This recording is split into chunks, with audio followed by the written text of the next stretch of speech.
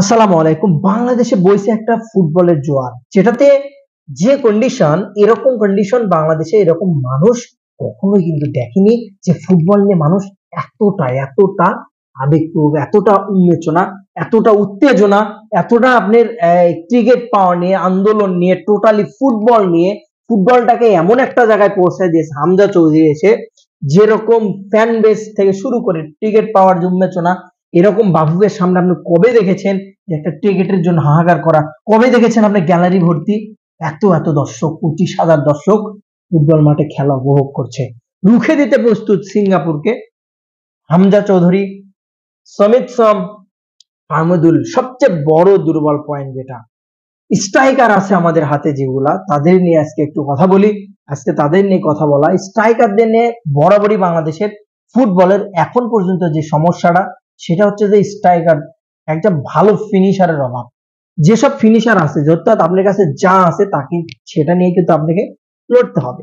আপনার কাছে কে আছে? আপনার কাছে আছে রাকিব হোসেন, আপনার কাছে আছে ফাহমুদুল, আপনার কাছে আছে হচ্ছে যে মোটামুটি বলা চলে যে ভালো সার্ভিসিং এর জন্য আশা জাগিয়েছিল একটা সময় ইয়াং স্টার মোরসালিন। এর বিকল্প আমি ধারাতে দেখতে পাচ্ছি আরো দুই একজন, কিন্তু আপনার ম্যাচে কিন্তু আপনি এই 3 থেকে 4 জন ঘুরে ফিরে তাদেরকে পাবেন। তাদের রেজাল্ট যদি দেখেন, গেল কয়েকটা ম্যাচে যদি রেজাল্ট দেখেন, আহামরি কোনো রেজাল্ট কিন্তু তাদের হাতে নাই।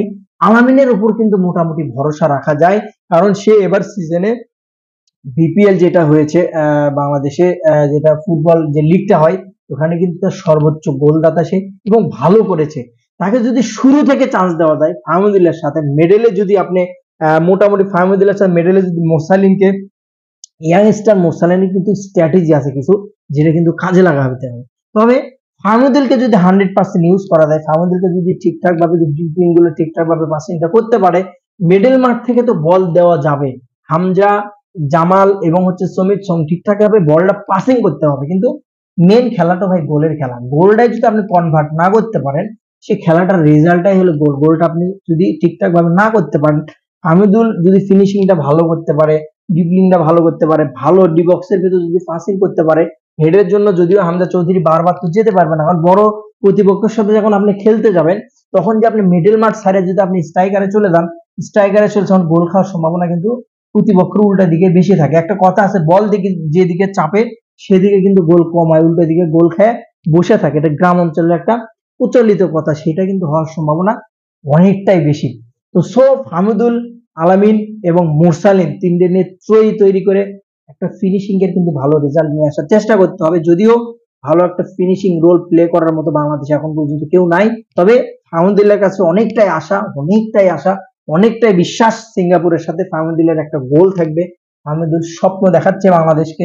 ফাহমুদুল যে যে কত মিনিট খেলেছে মালদ্বীপের সাথে, সরি ভুটানের সাথে, যেটা কিন্তু দুর্দান্ত লেভেল ছিল, স্ট্র্যাটেজিটা দুর্দান্ত ছিল, স্কিলিং গুলো উইঙ্গার পজিশনে দুর্দান্ত। মোটামুটি বলা চলে যে ভালো পজিশনটা ঠিকঠাক ভাবে বল পাসিং করলে, রান আছে তার কাছে, স্পিড আছে তার এই বাম্পের মতো, সো একটা কিছু ভালো রেজাল্ট এনে দিতে পারবে।